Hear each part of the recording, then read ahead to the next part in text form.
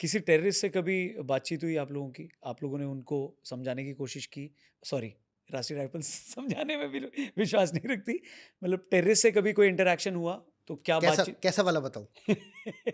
जो भी आपको लगे। देखो ऑफ़िशियल ऑन रिकॉर्ड जो मेरा कम्युनिकेशन है, वो ये है कि एक टेररिस्ट था, जो हमारे ही ऑपरेशन से बचा था और बाद में उसको अरेस्ट किया। उसका नाम था सलीम रहमानी, वो कराची का था।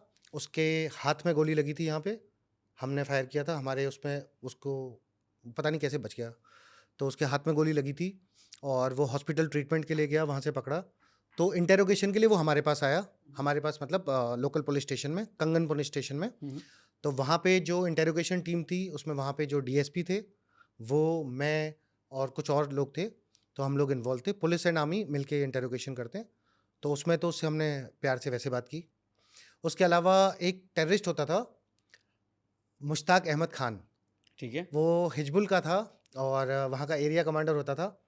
तो मैंने स्माइल इसलिए किया क्योंकि वो अपने आप को मुश्ताक किलर बोलता था ओके। और वो कुछ नहीं था, वो एक छोटा-मोटा स्मगलर था, पर हिजबुल के कैडर्स में वो एरिया कमांडर था।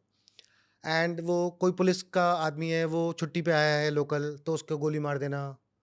किसी की एक लड़की थी, मैं नाम नहीं लूँगा लड़की का, उस लड़की के कपड़े-वपड़े उतारे उसने सबके सामने, फिर उसको वहाँ मारा सबके सामने दिन में, क्योंकि वो एक सरेंडर टेररिस्ट की गर्लफ्रेंड थी। उसके बाद किसी बुज़ुर्ग को मार देना, किसी औरत को मार देना, इस तरह की चीज़ें। हुँ, हुँ। वो ऐसे काम करता था। मैं खुला बोलता हूँ, आप बीप वगैरह लगा देना जहाँ भी ज़रूरत हो। हुँ। सो वो ये सब करता था और हम उसके पीछे लगे हुए थे, उसको ट्रैक कर रहे थे कि वो कहाँ है, वो छुपा-छुपा घूमता रहता था। तो मैंने आपको बताया कि हमारे मोबाइल नंबर बाहर सड़क पे लिखे होते थे सरकारी। ठीक है। तो ये मुश्ताक खान मेरे को फ़ोन कर लेता था कई बार।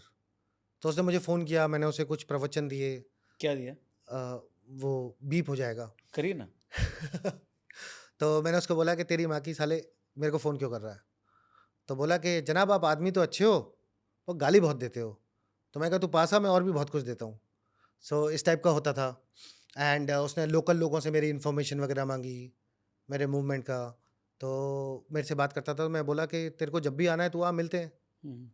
तो उसने फिर एक गाँव है, वहाँ पे एक मस्जिद है, तो कंगन से जैसे आप आगे जाते हो तो वो मस्जिद बिल्कुल रोड पे है। ठीक है। तो वहाँ रोड पे मेरा पोस्टर भी लगाया था उसने।